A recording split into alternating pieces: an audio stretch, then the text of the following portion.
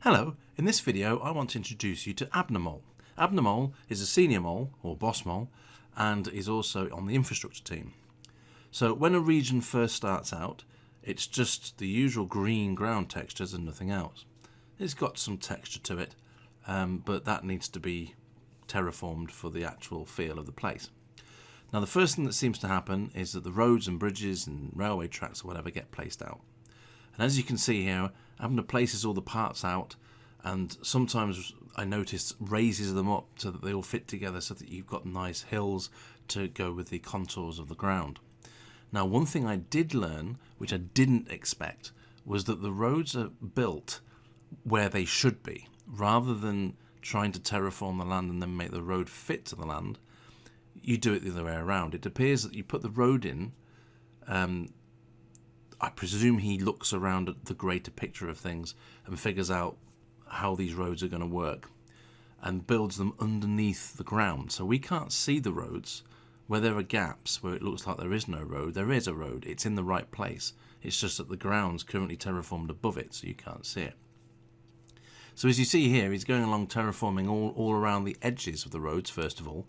So this means that the sidewalks can be seen and are not obstructed by any ground poking through, and also that the sides of the sidewalks are nice and flat, or no big sticky chunky bits of ground sticking out.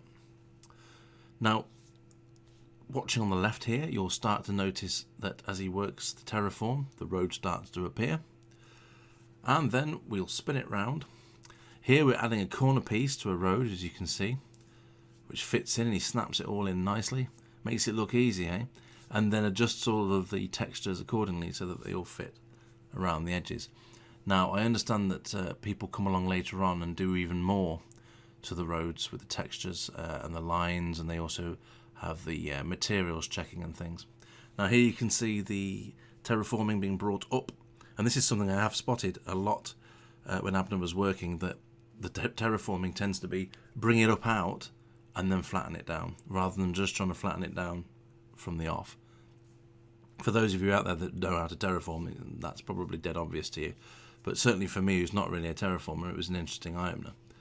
Now as you can see here, as the terraforming begins, it's really mad watching this. I mean, I'll tell you now, this took about 32 minutes in real time, and I've obviously tried to get you an 11-minute video so you don't have to sit here for the entire 30 minutes of real-time simulation. But terraforming away, and he's very good at terraforming. I did ask the question, do you use any special tools for terraforming when you're doing this? And he was like, no, I use all the same tools that are in the viewer that everybody else would use. But he's been moling for a very long time. So skills on the terraforming come, obviously, with practice. And as you can see here, very quickly just goes all the way down the road there, and it's perfect. Now as we follow the road along, he continues to terraform, and the road starts to appear. You see, and now suddenly it's like, oh, there it is. So the road's been under there all this time. So now it's cutting the land out to make sure that the land fits the road. Now as you can see, it doesn't always work out.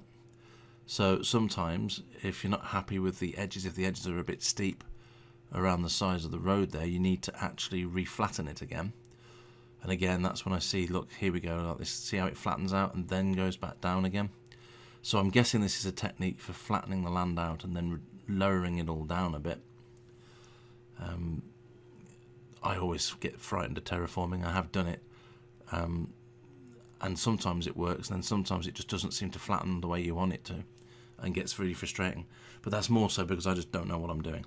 So that seems a fair assumption, if again, practice makes perfect, and also probably learning from doing at the end of the day. So as you can see here, it's still terraforming, having placed the roads in position, and now makes it look easy once this bit's done, which is the difficult bit of going up a hill from you've got two kind of hills going on there. It's going up in one direction and going up in the other direction. And once that's all nice around the edges, we go flying down the road, and suddenly the road starts to appear. So now the roads are pretty much done here. Like I say, 32 minutes it took in real time to get the roads in, and that's that bit done. Now the fun bit. It's time to register those houses for the first time. So they all start to light up green as they connect themselves up to the system. And then once they have registered, they will then snap down to ground level so that Abnor can then start putting in the paths to the actual parcels, because they are the parcel markers for each house that's going to go there.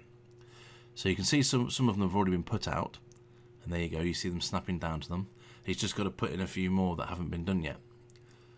So now that those houses are registered, it's going to be time to finish off some of those paths.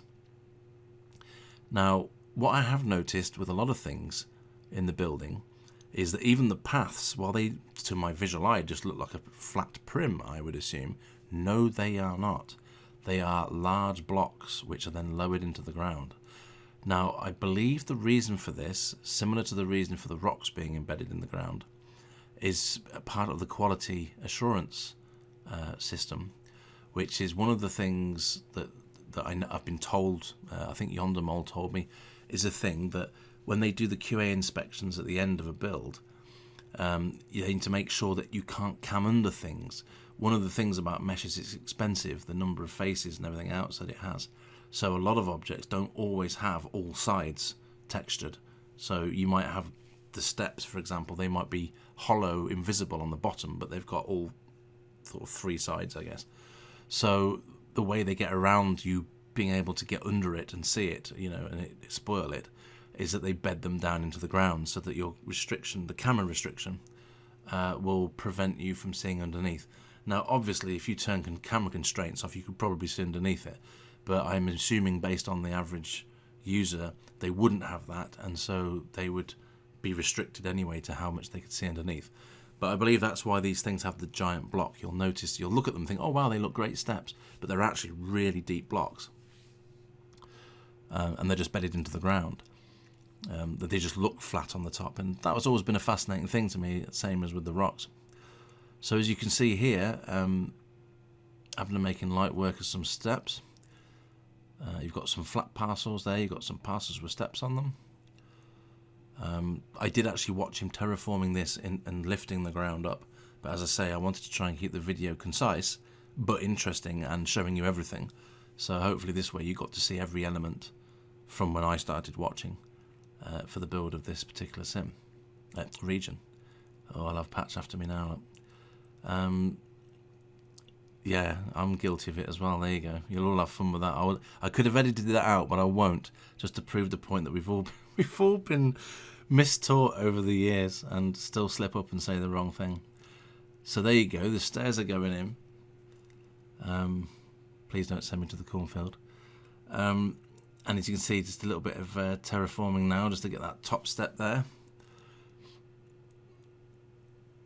And there you've got a nice flight of stairs, and I believe what he's done there is he's got some presets and it just copies them as needed. So like that's one block now that's gone out, and because it's a flat path, slides it across and then presumably copies it, so you get a double block. This is what I assume he's doing. I'm sure he'll be quick enough to tell me once he's watched the video if that's what he's doing, and I can put it in the description to confirm it. But they all come out as blocks, and that's the basis of these paths. A big block, drop it in the ground, copy it if you need to. Look at that, you see, it's a very clever and quick way of building. As I say, 32 minutes to get this sim from having pretty much no roads to having all roads and terraformed. That's pretty fast turnover for setting up a region like that. Now the next stage in the infrastructure is, of course, to test the houses, which will be the final stage. And then once the houses are working and rezzing properly, then the decoration moles can come in, who you have already met some of anyway, and we'll start putting in the rocks and the trees and everything else. So as you can see, he's just putting in the final few driveways here, or paths, if you want to call them pathways to the house. And there you go, he's just popped another one and literally just copied the other one, same size and everything. And that, I believe, is all the driveways now for all of the parcels, which only leaves now for us to res the houses and make sure they work. So at this point, he re-registers the system, I believe, and it pops out all of the mailboxes. And once the mailboxes are in place, then it's a case of just resing all the houses out. So we're going to see that now. So first time the houses have ever been resed now that they've been registered. And they should all start popping up. Here we go. So now the houses pop up for the first time. We've now got roads. And once all of the houses have rezzed up and Abner's checked them and is happy that they're there, that's the infrastructure team done then. Then it's literally time for the decoration team to come in. And they will come in, stick on the big Monopoly covers so that they've, know where the boundaries are, and start doing the stuff that you've seen in the other videos.